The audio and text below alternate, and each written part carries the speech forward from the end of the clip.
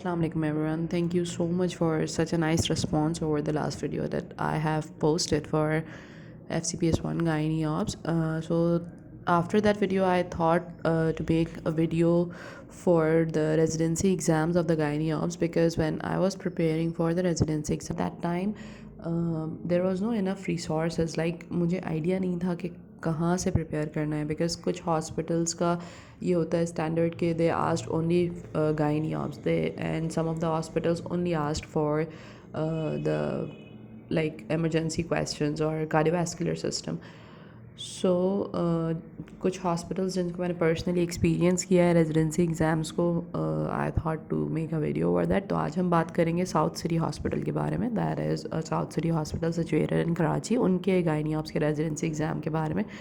तो उनका gynae ops का रेजिडेंसी एग्ज़ाम जो है बहुत थाटफुल एक पेपर बना हुआ था. लाइक ऐसा लग रहा था कि किसी बड़े अच्छे बंदे ने पेपर बनाया है, बिकॉज उसमें दोनों चीज़ें थी. मतलब there was medicine as well और gynae as well. Mixed paper था, कोई स्टैंडर्ड गायनी का पेपर नहीं था.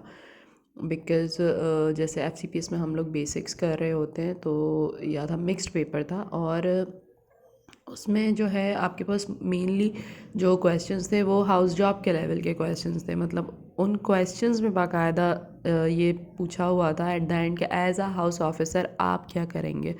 तो मोस्टली उसमें इमरजेंसी के क्वेश्चंस थे और दैट वाज इजी. मतलब बहुत कॉम्प्लिकेटेड पेपर नहीं था.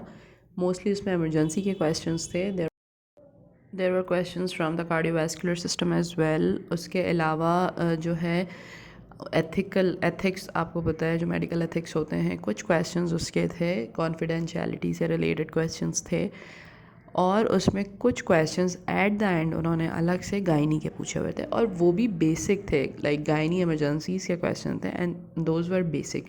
बहुत एक्स्ट्रा ऑर्डनरी गायनी नहीं पूछी थी. सो इन शॉर्ट के आपका जो पेपर आता है साउथ सिटी का रेजिडेंसी एग्ज़ाम गायनी ऑप्स का, वो एवरेज पेपर होता है. और उसमें जो है बड़ी अच्छी उन्होंने मतलब एक तरीके से पेपर बनाया होता है, जिसमें आपको मिक्स्ड पेपर है कि आपको मेडिसिन का भी मिल रहा है उसमें पार्ट इमरजेंसी, और जो है आपको उसमें गायनी भी मिल रही है. ठीक है. और आफ्टर द पेपर जब आपका रिज़ल्ट आ रहा होता है, तो अच्छा एक बात और कि वो लोग जो डेट अनाउंस करते हैं वो उसी डेट पर आपका रेजिडेंसी एग्ज़ाम लेते हैं जब एक्सपेक्ट होता है. और फिर वहाँ से जब आप पेपर दे के वापस निकलते हो तो आप उनसे पूछ सकते हो कि रिज़ल्ट कब तक एक्सपेक्टेड है. वो बता देते हैं वहाँ पे कि विद इन अ वीक और 2 days और 3 days. और जब बताते हैं तब रिज़ल्ट आ जाता है ऑफ कोर्स. और उसके अलावा जो एक दूसरी चीज़ ये कि आपको मेल आती है, आपको मैसेज आता है, कॉल आती है इंटरव्यू की. अच्छा, अब हम बात कर लेते हैं कि इंटरव्यू क्या होता है, बिकॉज़ हम लोग बहुत ज़्यादा डर रहे होते हैं कि इंटरव्यू में क्या पूछा जाएगा. तो साउथ सिटी का इंटरव्यू में जो चीज़ पूछी गई थी वो था आपका मतलब जर्नल इंटरव्यू था. आपने ग्रेजुएशन कहाँ से की, why you are choosing south city, and इस तरह की जनरल सी बातें थी. बहुत कोई उन्होंने एकेडमिक कुछ नहीं पूछा था. सो आई होप कि ये सारी चीज़ें आप लोगों को फ़ायदा देंगी.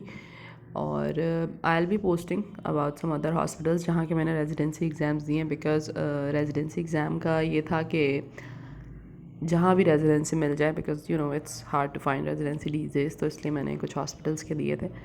तो I will be posting about another hospital in my next video.